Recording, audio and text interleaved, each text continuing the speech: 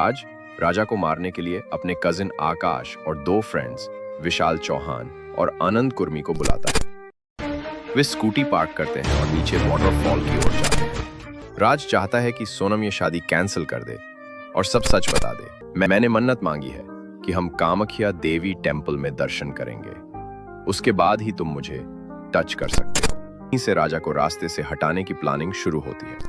राज चाहता है कि सोनम ये शादी कैंसिल कर दे और सब सच बता दे। कहानी की शुरुआत होती है यहाँ से। राजा और उसके पेरेंट्स सोनम के घर आए हुए थे। सोनम के पेरेंट्स के साथ बैठकर बातचीत कर रहे थे। घर का माहौल बहुत पॉजिटिव और हैप्पी था। राजा के फेस पर स्पेशल ग्लो और एक्साइटमेंट थी। कुछ टाइम बाद सोनम चाय लेकर आती है और सभी के साथ बैठ जाती है, लेकिन उसकी स्माइल सिर्फ फेक थी।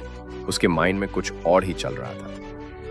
जैसे ही सोनम रूम में जाती है, वो अपने बॉयफ्रेंड राज को कॉल करती है। वो उसे सब कुछ बताती है, राजा के साथ होने वाली शादी, घर का माहौल।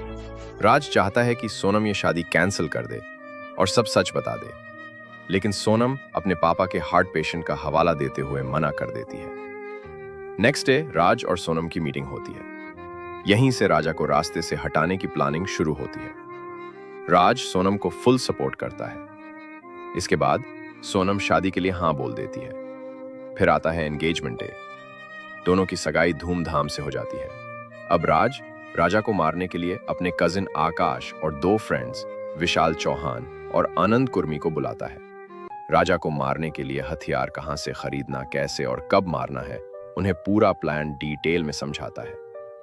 कुछ ही दिन बाद 11 मई 2053 राजा और सोनम की शादी हो जाती है। लेकिन सोनम के लिए यह सिर्फ एक ड्रामा था। उसका इंटेंशन सिर्फ और सिर्फ राजा को रास्ते से हटाना था। शादी के बाद सोनम और राजा के बीच पति पत्नी जैसा कोई इमोशनल कनेक्शन नहीं था। सोनम राजा से कहती है, मैंने मन्नत मांगी है कि हम कामाख्या देवी टेम्पल में दर्शन करेंगे, उसके बाद ही तुम मुझे टच कर सकते हो। राजा भी उसकी बात को एक्सेप्ट कर लेता है। इसके बाद सोनम एक सरप्राइज ट्रिप प्लान करती है। वह गुवाहाटी और मेघालय के लिए टिकट बुक कर लेती है। राजा पहले तो जाने से मना करता है, लेकिन सोनम के कहने पर बाद में मान जाता है। वह उस पर विश्वास करता था। 20 मई दोनों ट्रैवल करते हैं गुवाहाटी के लिए। सोनम राजा को पहले कामाख्या टेम्पल ले जाती है। वहां दर्शन करने के बाद सोनम राजा को मेघालय की ओर ले जाती है। उधर राज के तीनों दोस्त पहले ही मेघालय पहुंच चुके होते हैं। उन्होंने एक स्पॉट फिक्स किया होता है जहां राजा को मारना है। वो चारों कंटिन्यू लोकेशन शेयर कर रहे हैं। कुछ देर बाद सोनम और राजा एक होटल में चेक इन करते हैं और फिर बाहर घूमने निकलते हैं। सोनम राजा को उन तीनों दोस्तों द्वारा बताए गए लोकेशन की ओर ले जाती है। तीनों दोस्त भी फॉलो कर रहे थे। वे स्कूटी पार्क करते हैं और नीचे वाटरफॉल की ओर जाते हैं। वहां एकदम साइलेंस होता है। राजा अब भी बहुत हैप्पी और एक्साइटेड था। अचानक राज का कजिन आकाश उस पर अटैक करता है।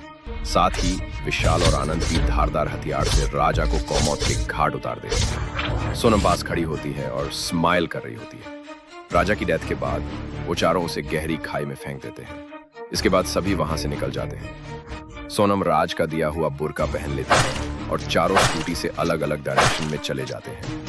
कुछ दिन बाद सोनम गाजीपुर में जाकर पुलिस के सामने सरेंडर कर देती है।